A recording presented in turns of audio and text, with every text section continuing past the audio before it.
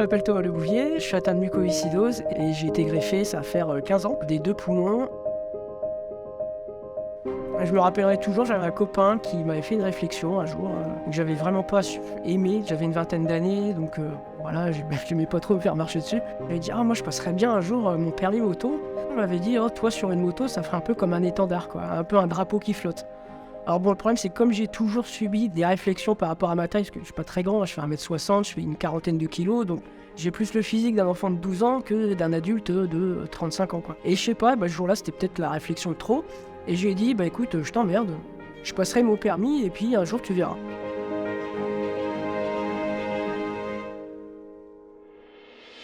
Je me suis lancé le défi de rejoindre le Cap Nord à moto en solitaire. Donc là on est dans la phase finale, le grand départ est demain. Donc j'espère vivre une belle aventure, je ne sais pas du tout ce qui va se passer.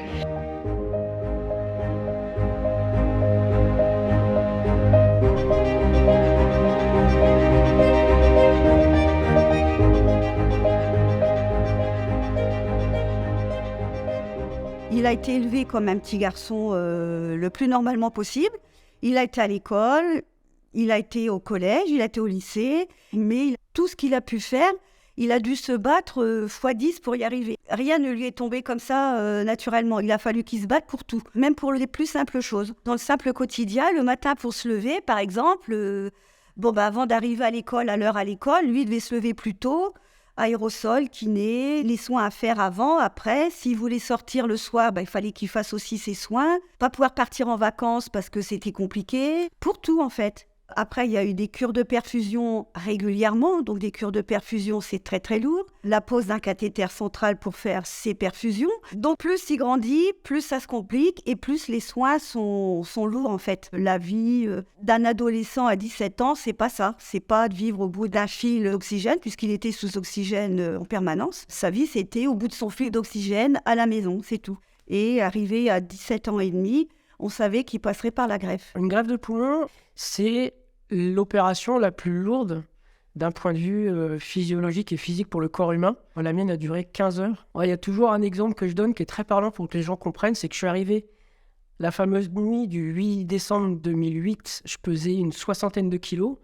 Et en fait, 24 heures après, parce que j'ai été greffé dès l'arrivée à l'hôpital, j'en pesais la moitié. En fait, je suis passé de 60 à 33 kilos en l'espace de 24 heures. On doit réapprendre à marcher, à parler, parce que j'avais perdu aussi le langage, j'arrivais pas à parler correctement et je ne savais plus écrire. Au moment des greffes, alors comme Thomas, il avait une trachéo, donc il ne parlait pas. Et toutes les nuits, il nous appelait.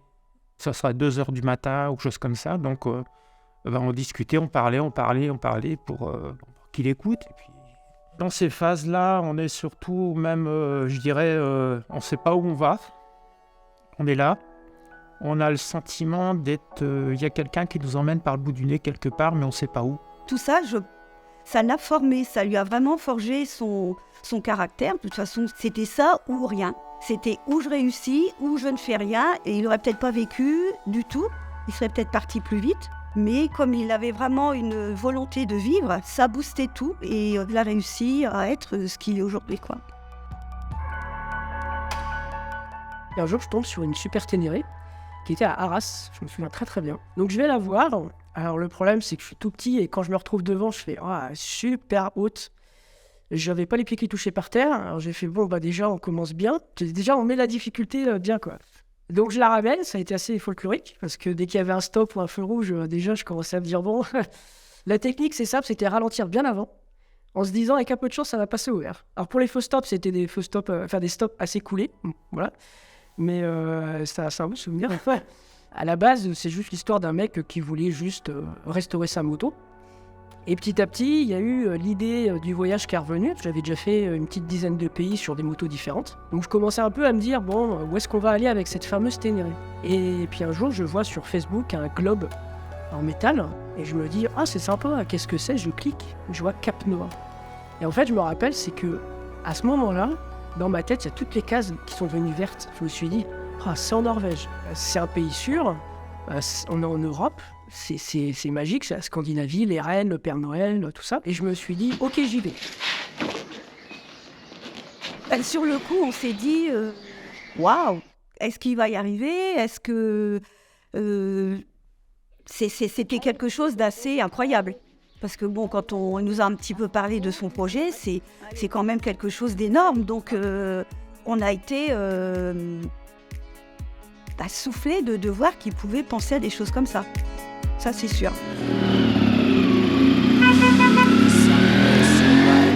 Son départ, il m'en avait parlé, mais ma connaissance du monde de la moto étant ce qu'elle est, je n'avais pas imaginé quel était l'engin.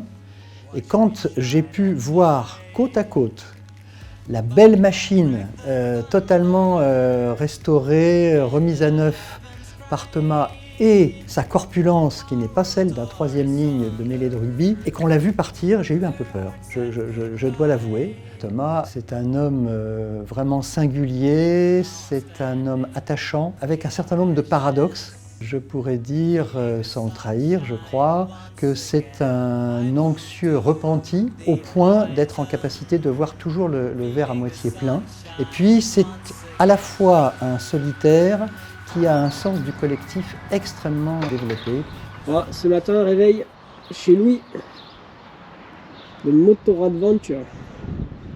On a dormi dans le magasin.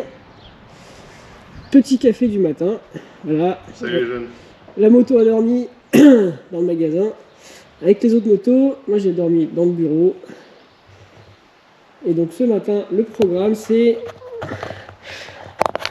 On termine le petit déjeuner, on prend la route et ce soir je suis du côté d'Hanovre. Voilà.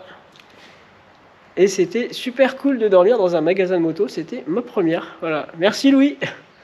Allez, on va reprendre la route après. En fait, quand vous rencontrez Tom, vous êtes touché par plusieurs choses. La première chose, c'est sa motivation sincère, son engagement et la manière dont il s'exprime. Et où, quelque part, il a beaucoup de pudeur, parce qu'il ne vous demande rien, mais il vous explique juste sa motivation et que ce serait formidable si on pouvait partager cette motivation ensemble. Quand vous voyez quelqu'un qui vous raconte son parcours, qui est passé par des difficultés incroyables, qui s'est relevé et qui a envie, avec gourmandise, de vivre sa vie avec des projets formidables, vous vous dites « j'ai envie d'encourager cet exemple ». Plutôt que de lui démontrer par A plus B que ça coûte trop cher, que c'est pas possible, que c'est ceci, c'est cela. La moto, en plus, encourage à ce genre d'attitude, parce qu'elle unit les gens autour, finalement, d'une philosophie de vie qui fait « j'accepte un risque pour un plaisir, une dimension à laquelle je veux accéder ». Avec un sympathique petit couple d'Allemands. On se suit depuis 2 jours. Et donc, voilà, Tom, la rencontre s'est faite autour de ses rêves, de ses envies. Et moi, j'ai la chance, en général, de pouvoir mettre de l'huile dans les rouages et encourager. Parce qu'en fait, on l'a aidé, mais on l'a surtout encouragé. Et c'est ça qui est important. Bon, je viens d'arriver à Kalmar, une ville côtière de la Suède. Et donc là, on a un panorama qui est sublime, avec le château. Le château, pour l'instant, je fais bonne route, mais clairement là on sent que le climat se rafraîchit assez fortement. Là j'ai un petit peu froid. Je vais aller manger et reprendre un peu des forces. Moi j'étais à la recherche d'une association pour mes challenges Massif Riders que j'organise 2 fois par an. Et là j'étais un petit peu en panne d'idées. Et avec notre partenaire Liberty Rider sur le stand, y a Emmanuel qui est venu me voir qui me dit « Écoute, j'ai peut-être quelqu'un d'intéressant pour toi ». Il s'appelle Thomas Le Bouvier, il est actuellement sur le salon, il a un beau projet en tête, ça serait bien que tu le rencontres. Et c'est vrai que quand je l'ai vu arriver sur le stand, honnêtement j'ai été un peu surpris, de par son gabarit tout simplement. Et je me suis dit, waouh, est-ce qu'il va être capable de faire ce qu'il a envie de faire finalement? Et en l'occurrence, Thomas, il donne envie de l'écouter déjà, parce que je trouve que c'est quelqu'un qui s'exprime très bien, qui est très construit, qui est posé et finalement qui m'a démontré la réalité du projet. Le personnage, c'est le dépassement de soi, cette organisation, comment nous on pouvait l'accompagner, comment un collectif pouvait l'accompagner en termes de visibilité, quand on apporte la visibilité de la Massif, en termes d'accompagnement financier. Et puis tout ce rôle aujourd'hui de dépassement de soi-même, se dire on est capable de faire quelque chose si on a envie de le faire. Et tout l'effort qu'il a pris lui-même d'organisation, de gérer, même quand il a géré son déplacement, c'est bien un collectif qu'il a mis en place pour aller ses médicaments, ses endroits où dormir, ses endroits où passer. C'est bien tout un collectif qui permet de réaliser une aventure humaine. Et alors, ce que je voulais vous montrer, c'est que j'ai reçu mon 3e colis de médicaments et c'est le plus gros. Donc il y en a déjà une partie dans la moto. Et là en fait, donc c'est mes yaourts protéinés. Je sais pas combien il y en a, je sais qu'il y en a pour 15 kilos. Il y en a là et dans la moto et il faut que je trouve encore de la place. Donc voilà, c'est un peu le côté pas drôle de voyager quand on a une maladie et qu'on a besoin de ça pour avancer. Donc là, la moto est déjà assez lourde de base quand elle est avec l'équipement, le plein, les outils, mais là je vais rajouter encore du poids. Faudra faire avec, de toute façon, j'ai encore un peu plus de 5000 km pour rentrer en France. Donc forcément, au fur et à mesure que je vais en manger, ça va être plus léger sur la moto. Mais les premiers jours, voire même la première semaine en tout cas, faudra vraiment que je fasse attention sur la route. Et notamment quand je me gare ou quand je manipule la moto à très faible vitesse. Une greffe, c'est mettre un organe de quelqu'un d'autre. Donc quelque chose qui ne vous appartient pas et que votre système immunitaire reconnaît comme étranger. Donc ça veut dire que si on veut que le poumon fonctionne, il faut mettre des médicaments pour empêcher votre organisme d'aller combattre et détruire le poumon nouveau. Mais les médicaments qu'on vous donne, c'est ce qu'on appelle des immunodépresseurs, ou suppresseurs. Ça veut dire que ça empêche votre organisme de se défendre, d'attaquer le poumon, mais aussi de se défendre contre l'environnement. Donc ça veut dire que vous allez pouvoir faire toutes les infections de la Terre. Donc ce n'est pas on vous met des poumons, au revoir et on se reverra quand vous voulez. C'est on vous met des poumons et vous rentrez dans une nouvelle maladie. Et donc il faut être en éveil permanent. La greffe, c'est quelque chose qui prend énormément d'énergie. C'est très énergivore en termes de calories, en termes de... Pour respirer, tout ça, c'est extrêmement énergivore. Moi, je dois à peu près manger 4000 calories par jour. Alors qu'un adulte, c'est à peu près 2000-3000. Donc déjà, tu vois, voilà. Le plus difficile pour moi, avec la muco, c'est dans la vie de tous les jours et aussi pour voyager, c'est que je ne dispose que de 58% de ma capacité pulmonaire. Donc déjà, je suis pas à 100%, je suis à peu près 60%. Donc déjà, il y a quand même 40% qui manquent. Et qui des fois serait quand même très utile quand on part tout seul. Et après, ce qui est le plus handicapant, c'est vraiment la fatigue. Parce que la maladie est toujours là, la greffe est là, donc moi, ça me pompe énormément d'énergie. Et donc, la fatigue, des fois, comme ça m'est arrivé pendant le voyage, il y a un moment, ça va très très bien, et ça se trouve, 20-30 minutes après, il va falloir que j'arrête et que je me mette sur le côté de la route et que je dorme ou que je me mette au repos, parce que je suis plus capable de conduire en sécurité, parce que je suis fatigué. Et ça, c'est vrai que c'est un côté un peu très chiant, parce que des fois, on ne sait pas trop comment ça va être d'une matinée vers l'après-midi. Mais bon, après, on s'y fait, hein. Ça fait 35 ans, donc maintenant, je m'y fais, quoi. Bon, on est le 23 mai, et première vraie grosse difficulté pour moi, j'ai fait une occlusion intestinale cette nuit, donc j'ai dormi 3 petites heures, 3-4 heures. J'ai décidé de reprendre la moto ce matin. J'ai un peu plus de 200 km aujourd'hui pour récupérer Hambourg. Mais là, c'est un petit peu trop dur. J'aurais peut-être dû rester à l'hôtel. J'ai toujours un peu mal au ventre et surtout la fatigue est très très présente. Donc là, je me suis posé dans un petit village allemand. Je vais essayer de manger un petit peu. Mais la journée est vraiment pas drôle. Aujourd'hui, c'est vraiment difficile. Donc là, je vais dormir peut-être 1 heure ou 2 au bord de la route. Et si tout va bien, je vais essayer d'être sur Hambourg d'ici 17 ou 18 heures. Et puis voilà.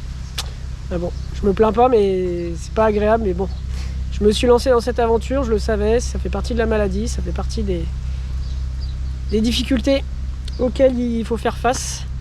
Donc on va se reposer, on va croiser les doigts et puis on verra dans quelques heures comment je me sens. Quand on part seul comme ça et qu'on annonce qu'on va faire tel voyage, tour du monde en ce qui me concerne, le Cap Nord en ce qui concerne Thomas, il faut qu'on le fasse. Parce que si on n'y arrive pas, ben on est fichu.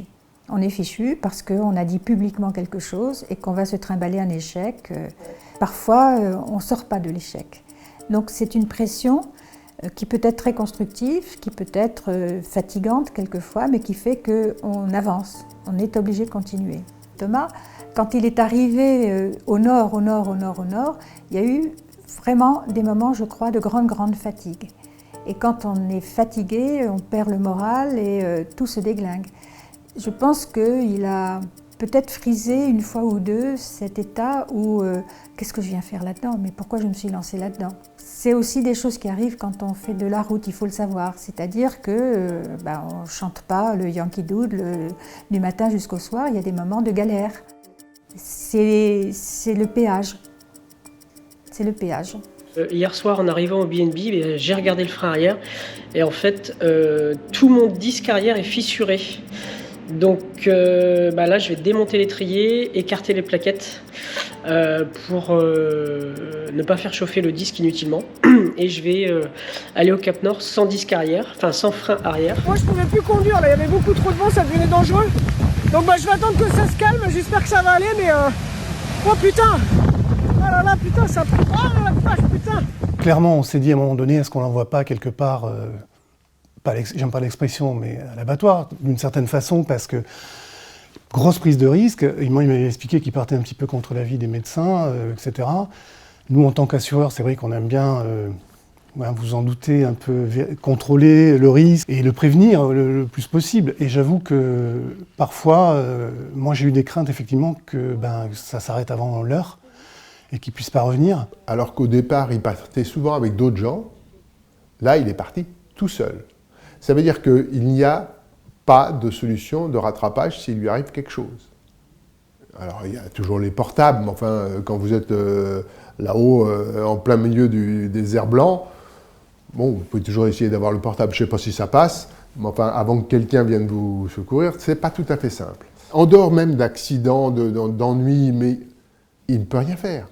Si il attrape un virus, un machin, qu'est-ce qu'on va faire? Allô, bonjour? Non, rien. Donc ça veut dire que c'est prendre un risque important, mais c'est un risque qu'il a choisi. C'est une espèce de passion vitale, et donc il faut assumer ses passions vitales. Et donc, C'est vrai que quand j'ai préparé le Cap Nord, je me suis dit, bon, il faut quand même que tu conscientises l'idée que tu peux faire une occlusion assez violente, et si tu es tout seul, ça sera un peu à toi de te démerder. Et si tu peux pas te démerder, c'est toujours un peu le côté, peut-être que tu vas y laisser ta peau. Est-ce que tu es prêt à partir avec cette idée? Ouais. Moi, souvent, ce que je dis aux gens, quand on me pose la question, je dis, moi, je préfère mourir sur ma moto en voyage tout seul, que de mourir tout seul dans mon lit d'hôpital, dans une chambre froide. J'ai un peu une horloge au-dessus de la tête qui tourne, avec un rejet qui peut arriver un peu du jour au lendemain aussi. Donc je me dis, je préfère faire tout ce que j'ai envie de faire maintenant, même si c'est dangereux, que d'attendre qu'un jour l'hôpital m'appelle en me disant, Thomas, écoute, tu fais un rejet là, c'est grave, donc va falloir peut-être arrêter la moto, non, j'ai pas envie. Donc c'est peut-être aussi cette part d'inconscience qui me fait faire tout ce que je fais maintenant, et je le regrette absolument pas. J'ai trouvé une perle, très clairement une vraie perle. Je vais vous montrer. En fait, je dors donc chez des gens qui ont acheté une maison qui, à l'époque, servait pour fabriquer des serrures et des objets en métal. Il y a à peu près, je crois, 20-25 minutes de traversée. Donc voilà, c'est juste magnifique. C'est juste vraiment magnifique. Et on se dirige par là. Là, le spectacle est vraiment magique. Je suis arrivé en Laponie. Et en fait, là, j'ai énormément de chance. Je rêvais de voir des rennes. Et en fait, j'en ai trouvé. Les rennes, ça a été un moment très magique parce que je l'attendais. Moi, je voulais voir des rennes. Je savais qu'il y en avait là-bas. Donc, j'ai vu en plus une famille de rennes, le mâle, la femelle et puis le petit. Donc, c'était vraiment... moi, je me suis dit, je pouvais pas mieux rêver. Je suis allé voir le Père Noël, qui existe, qui te prend 55 € la photo, mais qui existe. Enfin voilà, plein de rencontres, quoi. C'était vraiment magique. J'ai rencontré, je me rappelle d'une dame chez qui j'ai dormi dans un B&B, qui vivait à l'extrême pointe nord. Puis elle m'expliquait comment c'est la moitié de l'année, puisque là où elle habite, il fait noir 6 mois de l'année. il y a 3-4 mètres de neige 6 mois de l'année, donc c'est pareil, c'est une autre façon de vivre. Donc non, c'est plein d'échanges, c'est plein de rencontres, et puis c'est surtout en fait le côté, j'ai pu le faire, alors ça c'était super important, et le côté, toujours un peu les barrières psychologiques, souvent j'en parle quand je fais des rencontres avec des gens ou même en conférence. C'est vrai que les gens ils se disent mais comment un petit bonhomme comme lui peut conduire un truc pareil et en plus partir à l'autre bout de l'Europe quoi. Et en fait je leur dis c'est beaucoup dans la tête. Ça y est, je viens d'arriver, le globe est devant moi. Oh putain, je suis trop heureux. 2 ans de boulot, une moto restaurée, une préparation au voyage et le globe, il est là. Voilà, ça y est, on y est. Alors là le premier truc qui me vient à l'esprit c'est je suis super content.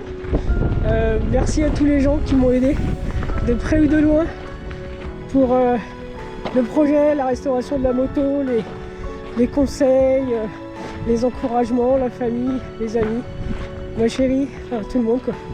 Donc ça y est, le globe est devant moi. J'ai du mal à y croire, hein. Franchement j'ai du mal à y croire.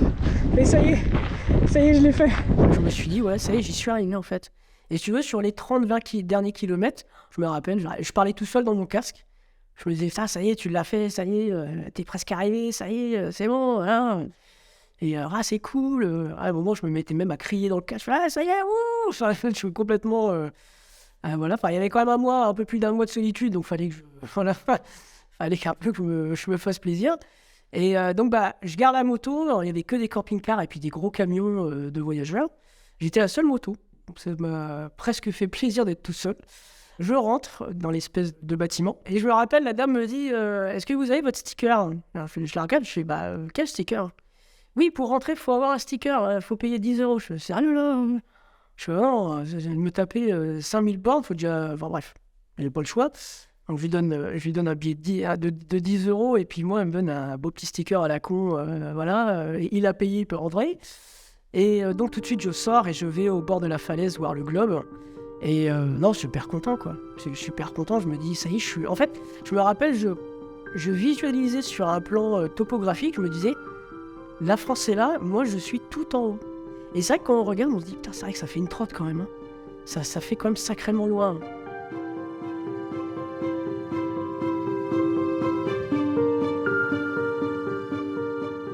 C'est extraordinaire qu'un patient greffé des 2 poumons puisse aller jusque-là dans un défi qui est à la fois physique et puis un défi moral parce qu'on est confronté à soi-même et il est passé par des moments nécessairement compliqués et il n'a rien lâché et il est allé au bout.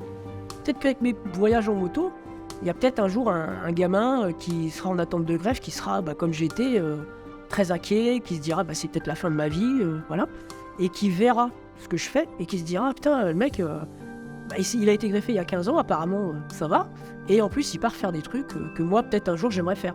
Donc je me suis dit ça serait intéressant de faire les voyages en moto sous ce format là aussi et c'est vrai que j'ai déjà eu des retours de gens qui sont en attente de greffe ou qui venaient d'être greffés et qui m'ont dit on est tombé sur ton profil, on voit ce que tu fais, c'est vraiment cool parce que ça donne des perspectives d'avenir qu'on n'a pas forcément. Et même moi tu vois je trouve que c'est un peu comme pas un messager, mais presque en fait, de se dire, voilà, j'ai été greffé il y a 15 ans, aujourd'hui j'en suis là, je fais des voyages, donc peut-être que toi aussi, si un jour tu vois ce que je fais, et que tu attends d'être greffé, tu te diras, tu peux te projeter. Il y avait un très vieux slogan de l'association qui était « En parler, c'est déjà aider ».